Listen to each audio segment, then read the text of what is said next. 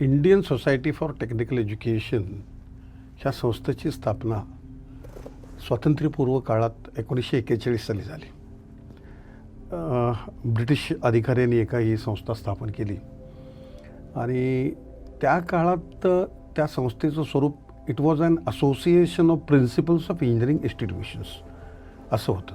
म्हणजे engineering institution ज्या काही देशात मोजक्या हाताच्या बोटावर मोजता येण्यासारख्या होत्या, 10-12 वगैरे असतील त्या काळात कदाचित, त्यांच्या प्रिन्सिपल्सची असोसिएशन असं त्याचं स्वरूप होतं. त्यानंतर भारत स्वतंत्र झाला.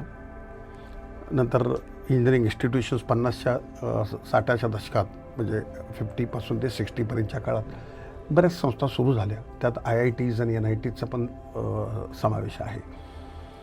ही स्थित्यंतरं होत असताना तंत्रशिक्षणाची वाढ होत गेली आणि मग 1968 साली की ह्या संस्थेचं सोसायटीमध्ये रजिस्ट्रेशन करण्यात आलं. म्हणजे it was converted into the society under Indian societies act of 1860. आणि त्यावेळी ही सोसायटी झाली आणि या सोसायटीचं काम असं होतं to regulate the entire education technical education of the country.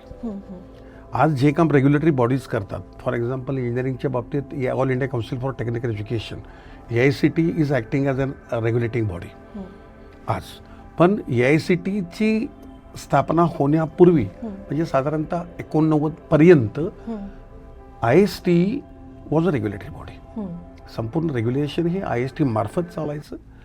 IST मध्येच एक विंग होती. केंद्र सरकारनं 1968 मध्ये एक प्रोग्राम युनिट नावाचं युनिट IST मध्ये सुरू केलं.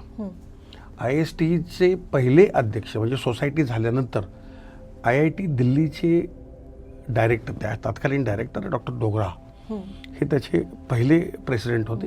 आणि त्यामुळे साहजिकच ISTचं हेड ऑफिस हे IIT दिल्लीमध्ये होतं त्या काळात. तर IIT दिल्लीमध्ये ISTचं ऑफिस होतं आणि त्या ऑफिसमध्ये केंद्र सरकारनं प्रोग्राम युनिट नावाचं एक युनिट सुरू केलं की ज्यात एक 20-22 लोक केंद्र सरकारच्या वतीनं अपॉइंट केली गेली आणि काम त्याचा एज्युकेशन ॲडवायझर त्या काळात, आज आपण सेक्रेटरी म्हणतो आपण त्यांना, मग काही ॲडिशनल सेक्रेटरी, एक प्रिन्सिपल सेक्रेटरी असतात आपल्या सिस्टीममध्ये आणि त्यांच्या हाताखाली 2-3-4 जॉईंट सेक्रेटरी, ॲडिशनल सेक्रेटरी असतात. मग कोण शालेय शिक्षण बघत असतो, एखादा तंत्रशिक्षण बघत असतो, एक उच्च शिक्षण, म्हणजे असे असतात ते. त्या काळात ती पद्धत नव्हती. Advisor, it was education advisor technical. तर एज्युकेशनल ॲडवायझरसुद्धा ISTच्या ऑफिसमध्ये बसायचे. म्हणजे it was a office of a government of India असं त्याचं स्वरूप होतं.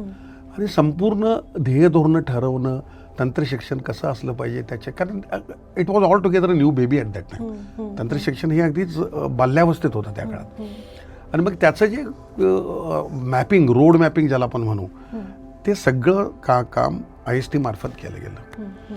1994 साली म्हणजे 1989ला AICT आली. त्यानंतर 1994 मध्ये ही गव्हर्नमेंट ऑफ इंडियानं एक ऑर्डिनन्स पास केला आणि त्यात त्यांनी AICTचं काम आणि ISTचं काम हे विभागून दिलं.